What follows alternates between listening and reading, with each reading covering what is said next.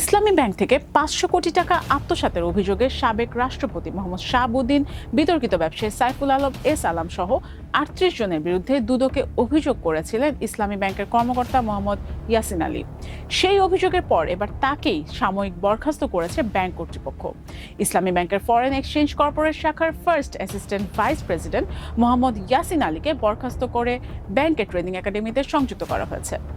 Bank বলছে তার বিরুদ্ধে বিভাগীয় তদন্ত চলছে। তবে ঘটনাটিকে ঘিরে সামনে এসেছে গুরুত্বপূর্ণ এক নথি, যা পুরো বিষয়টিকে আরও প্রশ্নের মুখে ফেলেছে।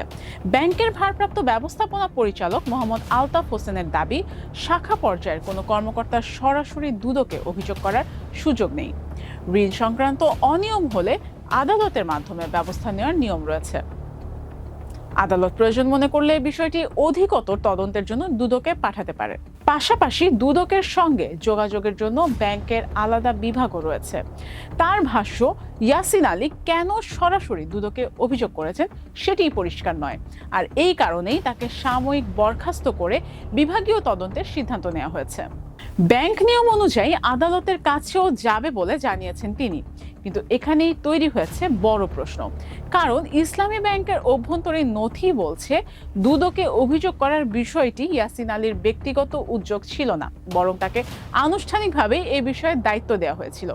নথি অনুযায়ী গত ২৬ জুলাইয়ের সিদ্ধান্তের পর ব্যাংকের ফরেন এক্সচেঞ্জ কর্পোরেট শাখার পক্ষ থেকে মোহাম্মদ ইয়াসিন আলীকে একটি নির্দিষ্ট দায়িত্ব দেওয়া হয়। সুপ্রভ কম্পোজিট নিট লিমিটেডের সহযোগী প্রতিষ্ঠান গ্যালাক্সি সোয়েটার এবং সংশ্লিষ্ট ব্যক্তিদের বিরুদ্ধে দুর্নীতির অভিযোগ দুদকে করার জন্য তাকে প্রয়োজনীয় কার্যক্রম পরিচালনার ক্ষমতা দেওয়া হয়েছিল। এমনকি ২৭ জুলাই জারি করা চিঠিতেও শাখা ব্যবস্থাপনার পক্ষ থেকে ইয়াসিন আলীকে এই বিষয়ে প্রয়োজনীয় পদক্ষেপ নেওয়ার আনুষ্ঠানিক ক্ষমতা দেওয়ার কথা উল্লেখ রয়েছে। অর্থাৎ একদিকে ব্যাংক কর্তৃপক্ষ বলছে শাখা পর্যায়ের কর্মকর্তা হিসেবে ইয়াসিন আলীর দুদকে অভিযোগ করার সুযোগ ছিল না, আর অন্যদিকে ব্যাংকের নথিতেই দেখা যাচ্ছে অভিযোগ সংক্রান্ত কার্যক্রম পরিচালনার জন্য তাকেই দায়িত্ব দেওয়া হয়েছিল। এই দুই বক্তব্যের পার্থক্যই এখন সবচেয়ে গুরুত্বপূর্ণ প্রশ্ন হয়ে দাঁড়িয়েছে। আর এই অভিযোগের সঙ্গে জড়িয়ে আছে ইসলামী ব্যাংকের সাবেক পরিচালক ও পরে ভাইস চেয়ারম্যান মোহাম্মদ শাহাবুদ্দিনের নাম। তিনি ২০১৭ সালে জেএমসি বিল্ডার্স লিমিটেডের প্রতিনিধি হিসেবে ইসলামী ব্যাংকের পরিচালনা পর্ষদে যোগ দেন, পরে ভাইস চেয়ারম্যানও হন। নথি অনুযায়ী ২০১৭ সালের ৮ জুন থেকে ২০২৩ সালের ২০ ফেব্রুয়ারি পর্যন্ত তিনি ইসলামী ব্যাংকের পরিচালক ছিলেন।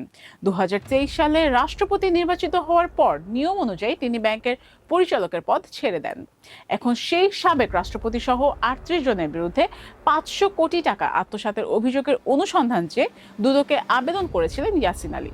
আর অভিযোগ করার পর তার বিরুদ্ধেই নেওয়া হয়েছে সাময়িক বরখাস্তের ব্যবস্থা। ফলে বিষয়টি শুধু একজন ব্যাংক কর্মকর্তার বিভাগীয় শাস্তির মধ্যে সীমাবদ্ধ থাকছে না, সামনে আসছে আরও বড় প্রশ্ন। দুদকে অভিযোগ করার দায়িত্ব যদি ব্যাংকের নথিতেই সংশ্লিষ্ট কর্মকর্তাকে দেওয়া হয়ে থাকে, তাহলে পরে সেই অভিযোগের কারণেই কেন তাকে সাময়িক বরখাস্ত করা হলো? এই প্রশ্নের স্পষ্ট উত্তরই এখন আলোচনার কেন্দ্রবিন্দুতে।